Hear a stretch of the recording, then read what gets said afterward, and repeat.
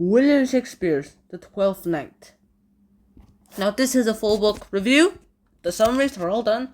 And finally, I'm going to go ahead and give you a little breakdown on William Shakespeare's The Twelfth Night. Well, here we go. William Shakespeare's The Twelfth Night. It is a story about cross-dressing and a lot of gender confusion. Here we learn a lot about people and how they work out in their lives as well too. We learn about people's greeds, their internal needs, and that's pretty much the kind of thing that you find in every Shakespearean play. So what's different about this one? Honestly, not much is different about this one, except for one thing. There's a lot of cross-dressing going on, but what I mean by a lot is it just happens for the entirety of the play.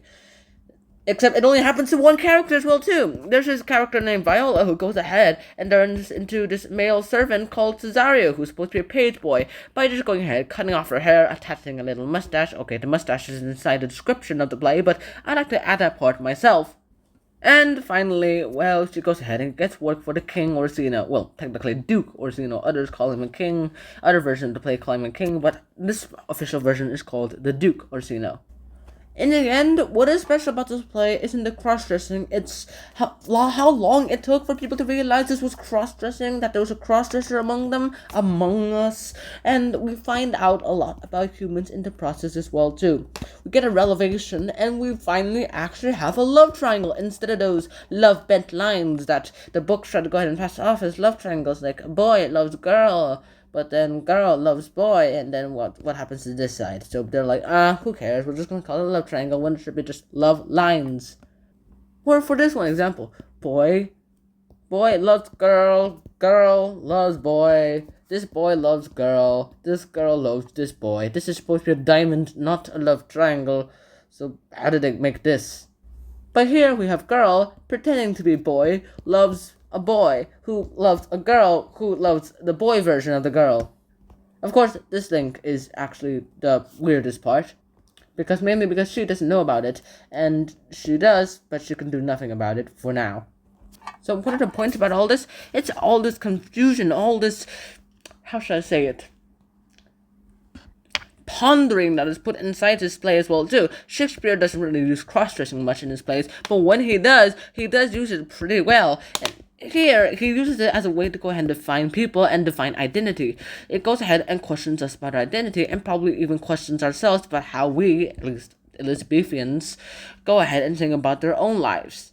They should probably go ahead and change their norms, and since the end of the Elizabethan era and James era came in, there was pretty much a very, very big wild rate of things that happened.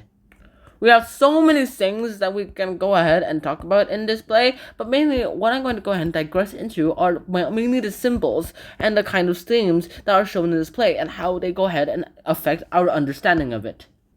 Mainly, the most obvious one is all the twins. Now, the twins are the main characters of this play as well too. Well, technically Viola is, but Sebastian's there as well too. Anyways, they go ahead, they represent each other, especially when Viola went ahead and pretended to be a man. She looks suspiciously a lot like her brother Sebastian. With all this, I'm pretty sure that this kind of thing, this twin stuff, it's supposed to go ahead and mirror each other as well too. It's like Olivia goes ahead and mirrors Orsino. They're not right for each other, but they are similar to each other as well too. She is in mourning for the death of someone, and he is in mourning for the love of someone. But they're all both tied up in their own emotions, and they express it outwards a bit too expressively. She's sunken down into grief, so she decides to go ahead and wear black for 7 years of her life and not have any visitors until the 7 years are over. He wants to go ahead and marry her, but because of the 7-year vow, he wants to go ahead and do anything it takes to go ahead and win her heart. Literally sending letters, probably letters about fake stories, all those kinds of things.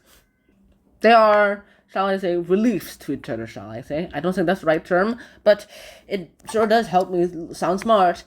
What about some symbols? Jewelry is a pretty good idea for symbols. In fact, music is also a pretty good idea for symbols as well too. All these symbols are always related to love in one way, so I'm just going to talk about the two most important ones. The jewelry. At the beginning of the play, there was this ring that Cesario allegedly lost, which which Olivia went ahead and ordered a servant to go ahead and return to Cesario. Cesario, of course, realizing that this meant that Olivia goes ahead and loves her, which is awkward and impossible because he is actually a she, and that kind of love never happened back then. And Sebastian, going ahead and thinking about his good fortune, he goes ahead and uses a pearl to go ahead and make himself sure that he's not fallen mad and that he's still quite sane and right on this earth. And then we have music. At the beginning of the play, we have a line that goes from Marcelo that starts like this. In fact, this is the first line of the play. If music be the food of love, play on. Give me excess of it that's surfeiting, that appetite may sicken and so die. It's basically it's literally linking like music with basically love, because music here, he's going ahead and very much like a teenager who's very anxious, plugging his iPods in and listening to music. He is himself going ahead and making someone go ahead and play some music so that he can go ahead and endorse his sorrows inside of them, so he can forget his ideas. Forget his life, forget his love, and try to forget as well too. But in fact, he's just going ahead and feeling it a bit more and more and more, up to the point where it goes ahead and turns into different places. Turns into an enormous love that is actually just a void. His later love for Viola, it's filled with actual fullness. His love for Olivia seems to be big, but on the inside, it's just an empty void. There's nothing inside. And his love for Olivia, it's genuine, because there is something on the inside of all that love as well, too. Something good. So why should you go ahead and read 12th Night? Mainly because it goes ahead and tells you about gender confusion. It's one of the most interesting and most comedic plays I've ever seen in my life, especially those scenes when they show Malvolio locked up and saying that, hey, I'm sane, and people saying, no, you're not, you're mad. Well, that works out pretty well as well, too. Of all these symbols and all of this, we go ahead and learn about things, too. So the 12th Night here goes ahead and do things. In William Shakespeare, he writes out 12th Night in a way so that he goes ahead and reflects the life as it was the 12th Night. 12th Night of Christmas holiday back then was a day of chaos where you go ahead and do things a little differently. You're supposed to do chaos, and you're supposed to dress up as your master, if you're a servant, that is. And maybe since that you are a servant or something, you go ahead and now cross-dress as your master, even if she is a woman. You are supposed to go ahead and do something about it as well, too. 12th Night goes ahead and tells us about chaos, and this is a classic play for comedy, and you get to learn about life as well, too. Unlike Othello, which goes ahead and teaches you about the hard things in life, about the life where, hey, you might need to be not deceived. Here, you have to go ahead and think about how to deceive people and how to see through deceptions. It's kind of like Othello, except it also tells you how not to be Othello and how to be Othello as well, too. So that's the end of my analysis and my review of William Shakespeare's 12th Night. I'm going to give it 10 out of 10 Shakespeare points. I'll see you guys soon, and so until next time, Shnana, peace. Bye-bye.